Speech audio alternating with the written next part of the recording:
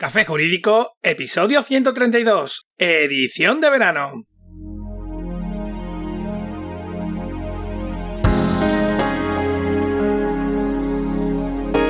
Muy buenas tardes, hola de nuevo, bienvenido. Hoy miércoles 11 de agosto, mi nombre es Juanma Delgado y esto es Café Jurídico,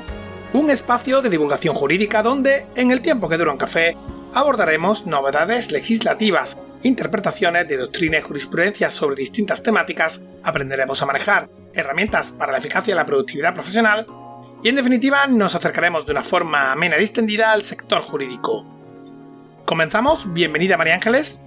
Muy buenas tardes, Juanma, muy buenas tardes a todos. Bueno, estamos ya casi a mitad de agosto y, como cada mediados de mes, os traigo las últimas novedades legislativas, que no paran ni aunque estemos en pleno verano. Así que cuando digas, comenzamos. Pues vamos con ello. Cuéntanos, ¿qué tenemos para hoy? Real Decreto Ley 16/2021 de 3 de agosto por el que se adoptan medidas de protección social para hacer frente a situaciones de vulnerabilidad social y económica. La finalidad del Real Decreto Ley 8/2021 de 4 de mayo era prorrogar la eficacia temporal de algunas medidas, fundamentalmente de carácter social y económico, que estaban vinculadas con el estado de alarma y que decaían con la finalización del mismo.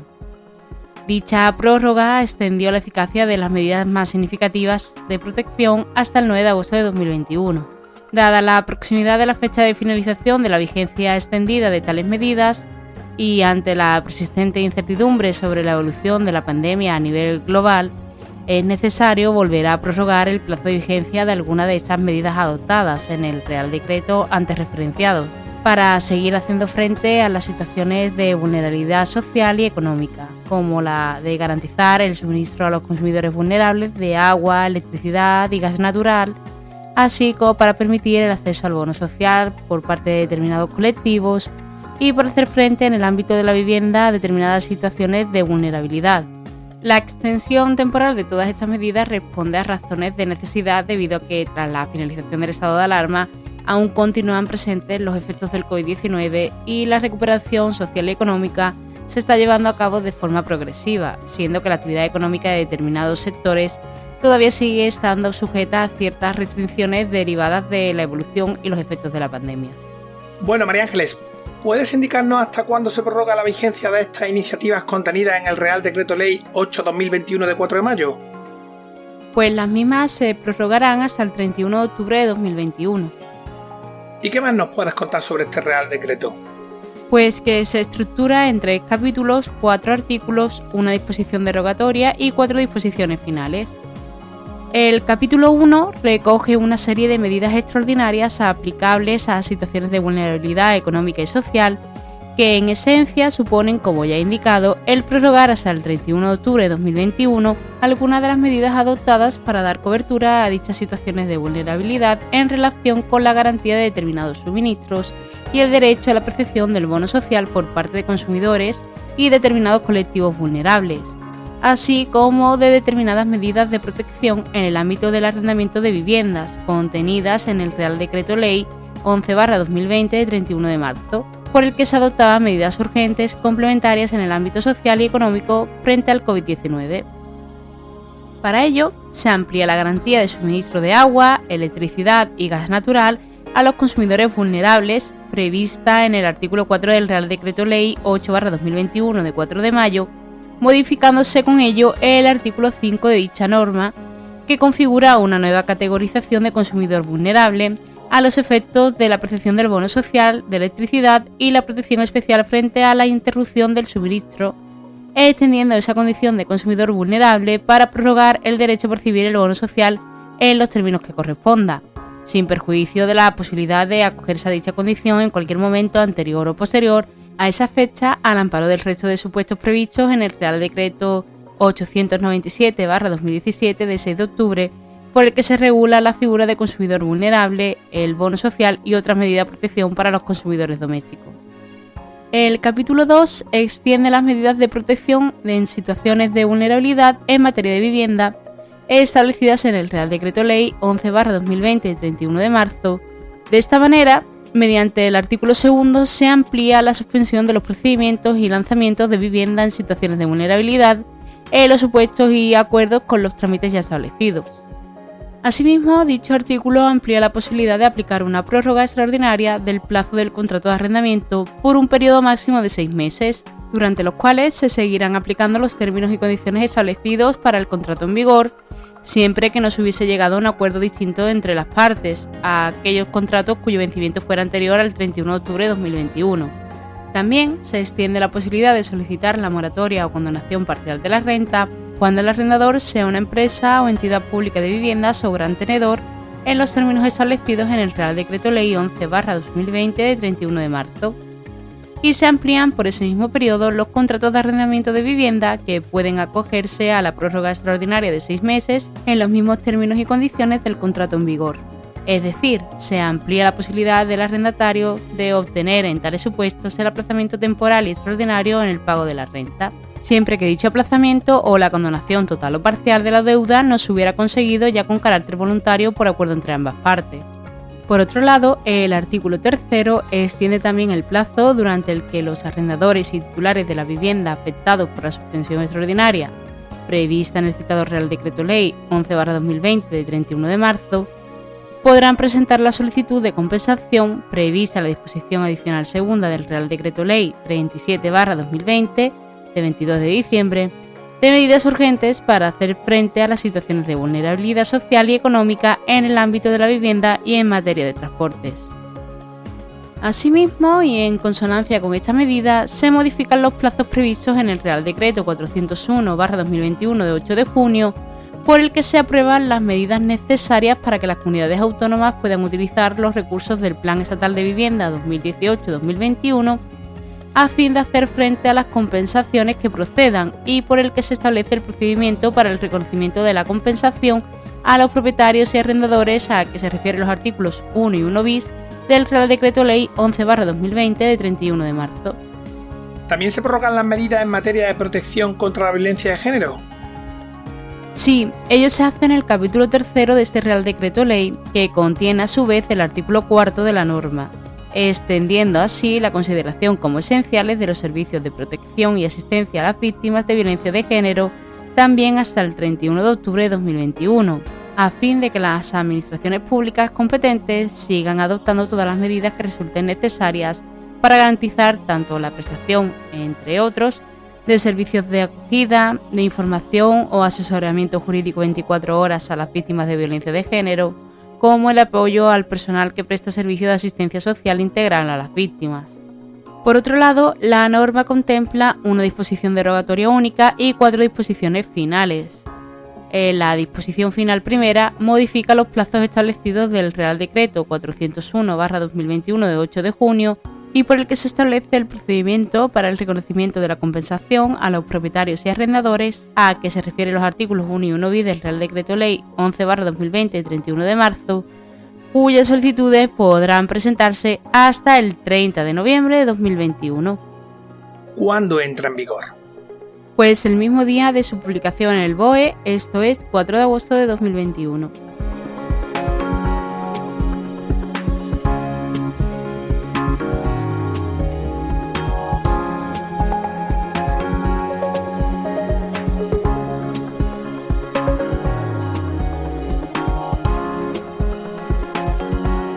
Resolución de 29 de julio de 2021 de la Dirección General de Seguridad Jurídica y Fe Pública, por la que se acuerda la entrada en servicio efectiva de la aplicación informática ICIREG en la Oficina General de Madrid, para el funcionamiento de la misma conforme a las previsiones contenidas en la Ley 20/2011 de 21 de julio del Registro Civil. La Ley 20/2011 de 21 de julio del Registro Civil ha previsto un nuevo modelo de registro civil que se caracteriza principalmente por ser un registro civil público, gratuito, único para toda España, que se configura como electrónico e interoperable. La puesta en marcha de esta ley implica la ejecución coordinada de numerosas actuaciones en los ámbitos normativo, organizativo y tecnológico, así como la colaboración con múltiples organismos, administraciones locales y administraciones autonómicas, preservando la eficiencia de la actuación mediante una implantación progresiva que la haga viable. La reforma operada por la Ley 6/2021 de 28 de abril, por la que se modifica la Ley 20/2011 de 21 de julio,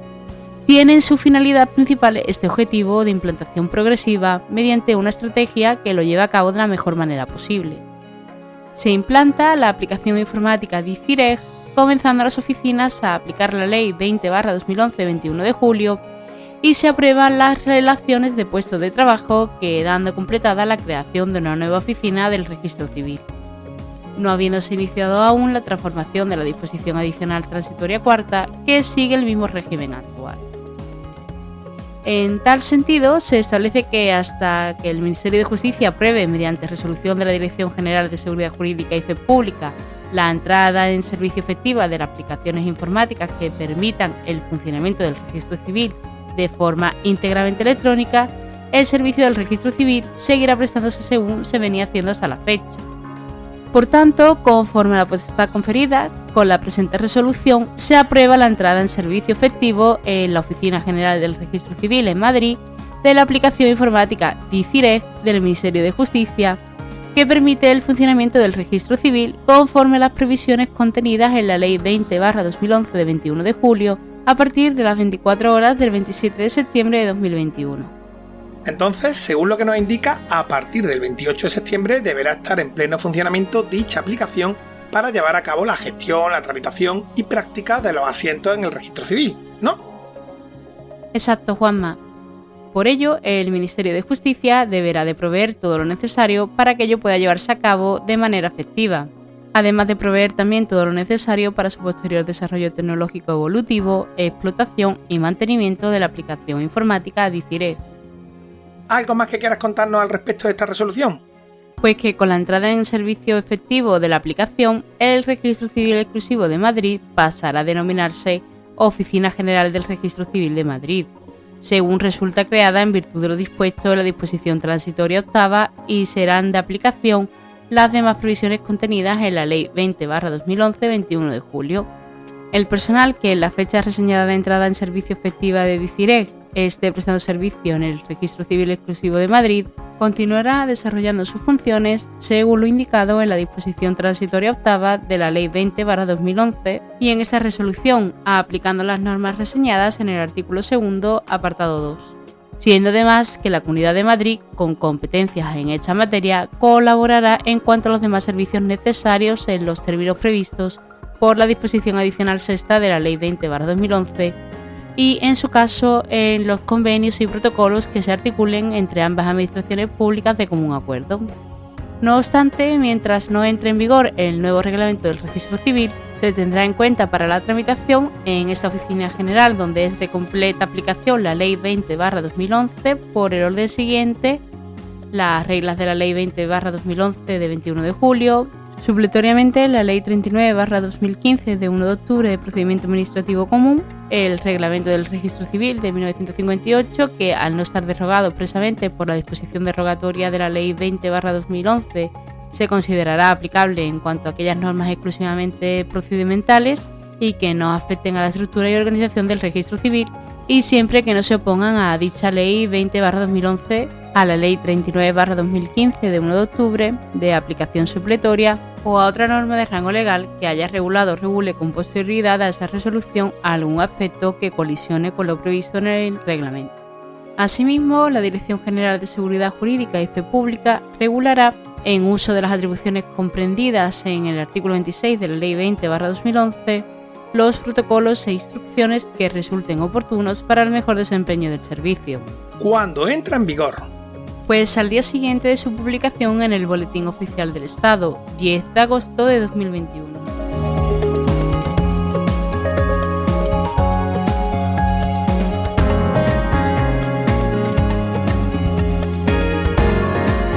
Real Decreto 470/2021 de 29 de junio, por el que se aprueba el Código Estructural.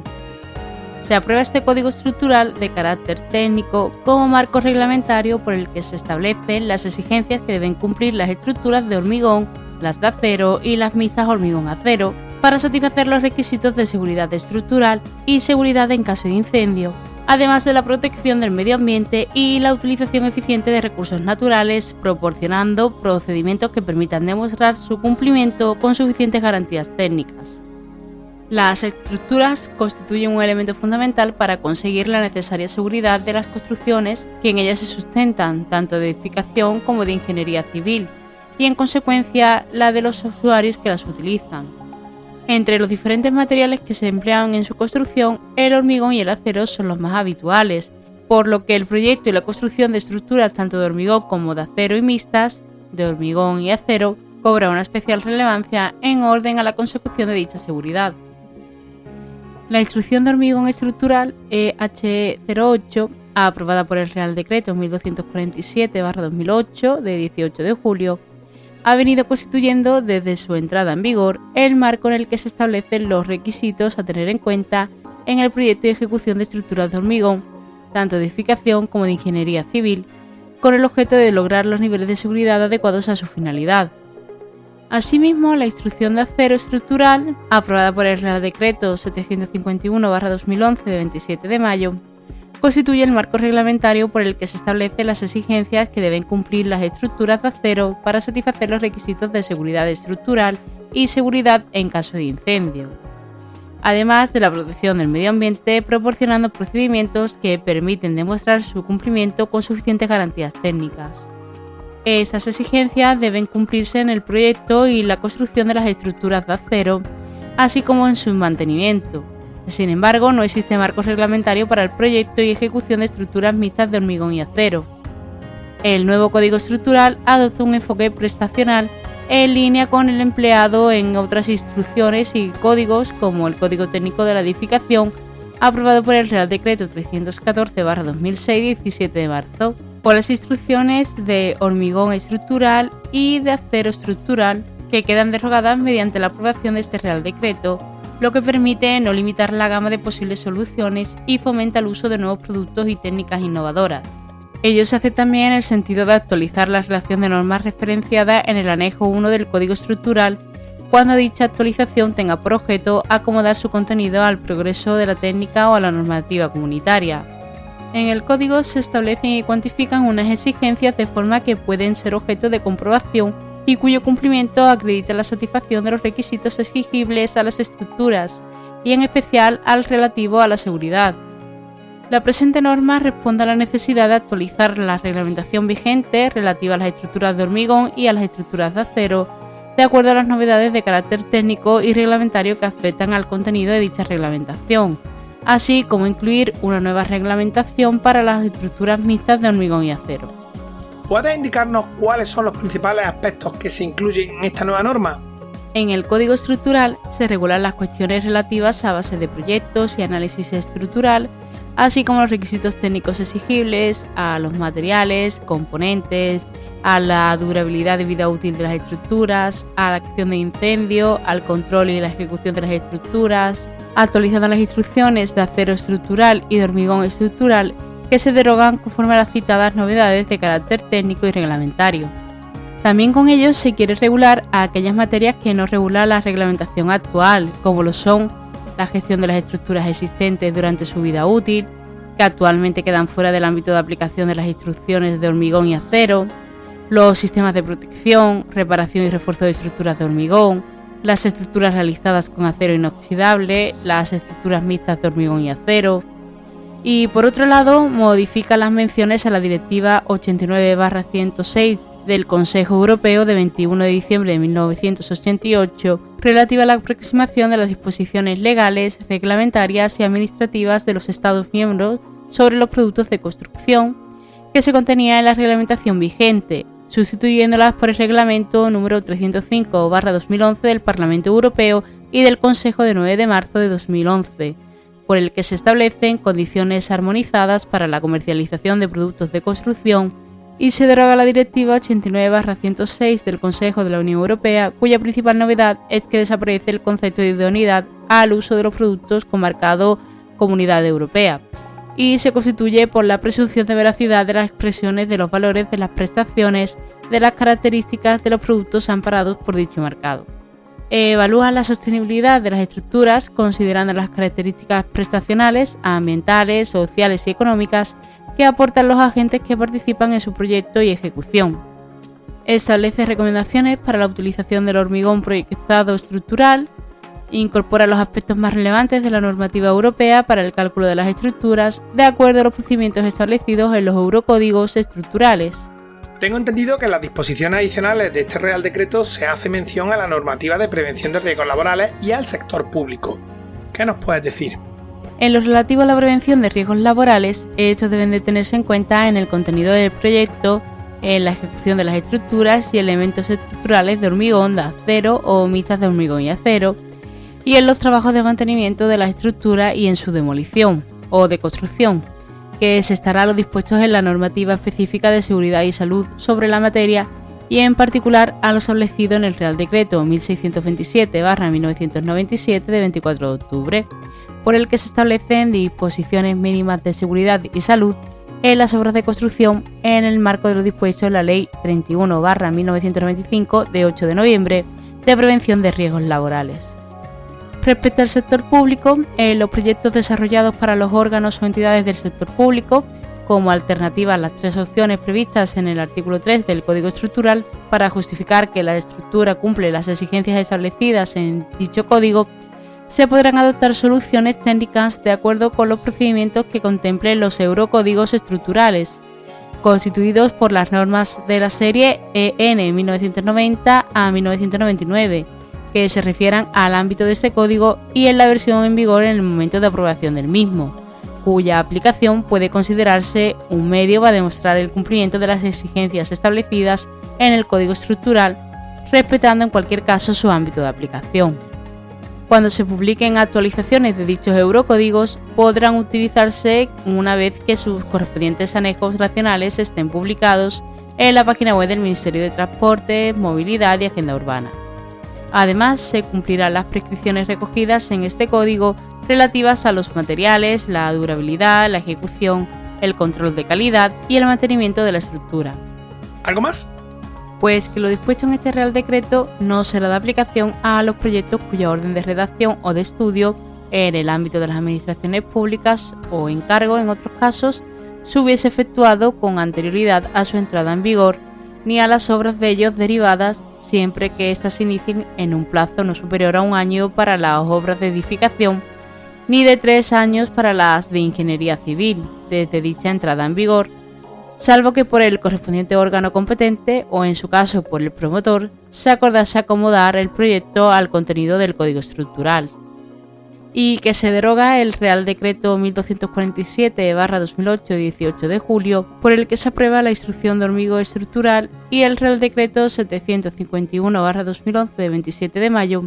por el que se aprueba la instrucción de acero estructural, quedando también derogadas cuantas disposiciones de igual o inferior rango se opongan a lo dispuesto en este Real Decreto. ¿Cuándo entra en vigor? Pues a los 3 meses de su publicación en el Boletín Oficial del Estado, 10 de noviembre de 2021.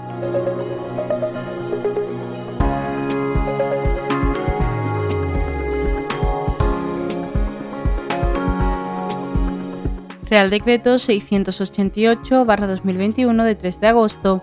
por el que se modifica el Reglamento General sobre procedimientos para la imposición de sanciones por infracciones de orden social y para los expedientes liquidatorios de cuotas de la Seguridad Social,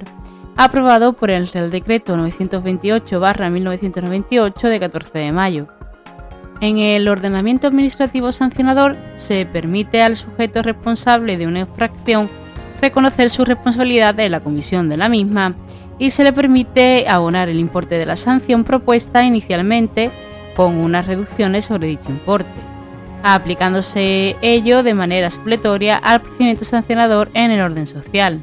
Por ello, y dadas las características especiales de este procedimiento, sus trámites, así como la de garantizar una adecuada distribución del ejercicio de competencias sancionadoras y las ventajas que estas reducciones suponen, resulta conveniente la regulación expresa de esta materia.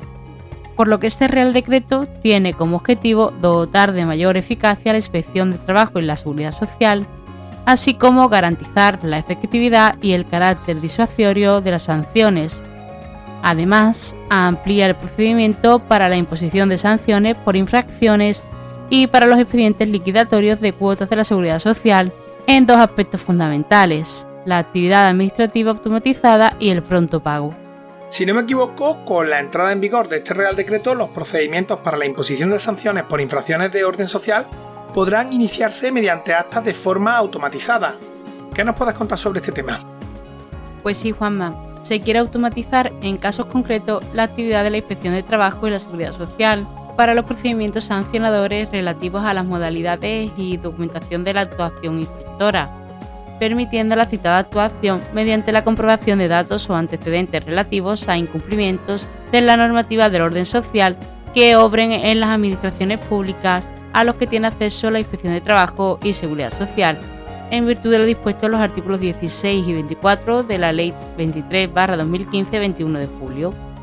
Dichos procedimientos se inician mediante actas que se extienden de forma automatizada, es decir, sin intervención directa de un funcionario actuante en su emisión y sin perjuicio de, en su caso, la posterior intervención en fase de instrucción de personal con funciones inspectoras. Además, se prevé la utilización del sello electrónico cualificado de la Inspección de Trabajo y Seguridad Social, creado mediante resolución de 10 de julio de 2018 del Organismo Estatal de la Inspección de Trabajo y Seguridad Social. Se introducen modificaciones en el Reglamento General sobre procedimientos para la imposición de sanciones por infracciones de orden social y para los expedientes liquidatorios de cuotas de la Seguridad Social,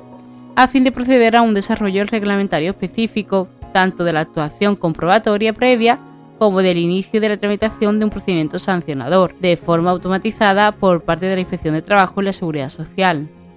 Las modificaciones que en su conjunto se proponen cumplen los principios de buena regulación establecidos en el artículo 129 de la Ley 39/2015 de 1 de octubre.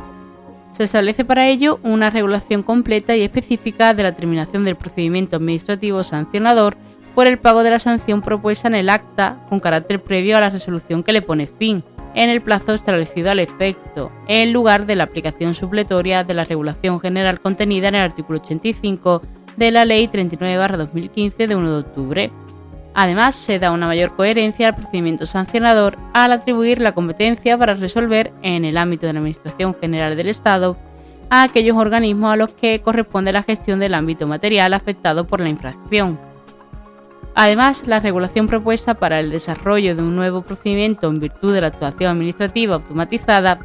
persigue articular un procedimiento sancionador ágil basado en hechos constitutivos de infracción generalmente no controvertidos y con seguridad jurídica para el administrado. Esto último se evidencia mediante la participación del personal con funciones inspectoras en aquella fase del procedimiento en la que se hace precisa una valoración jurídica de las alegaciones efectuadas por los presuntos sujetos responsables de la infracción frente a las imputaciones recogidas en las actas de infracción. Asimismo, en toda actuación administrativa automatizada, previamente se determinarán los supuestos en los que se hará uso de dicha actuación,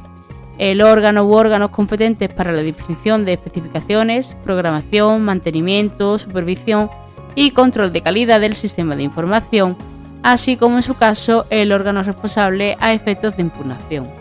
¿Y cuándo entra en vigor? 1 de enero de 2022. Ok, ¿alguna norma más, María Ángeles? Por mi parte, Juanma, eso es todo por el momento, así que nos vemos de nuevo dentro de aproximadamente 15 días. Pues sí, nos vemos ya a final de mes y si no hay nada más, nos despedimos ya por hoy, no sin antes recordar que desde nuestra página web cafejurídico.es es posible acceder a todos los episodios que hemos emitido hasta la fecha, escucharlos por ser temáticas y por supuesto enviarnos dudas legales, pedir que tratemos un asunto concreto o mandarnos tu opinión. Recuerda que también puedes seguirnos escuchando en las principales plataformas del sector, ya sabes, iTunes, iVoox, Spotify, Spreaker, Google Podcast, Deezer, Amazon Music, YouTube y así hasta más de 35. Nos escuches desde donde nos escuches, suscríbete. Durante el verano emitimos programa los miércoles a las 4:30 de la tarde. Como siempre, muchas gracias por tu tiempo. No te olvides que tenemos una nueva cita la próxima semana donde, un día más, acompañados de un café, nos acercaremos de una forma amena y distendida a las novedades y cuestiones del sector jurídico. Entre tanto, cuídate mucho, disfruta de las vacaciones y adiós.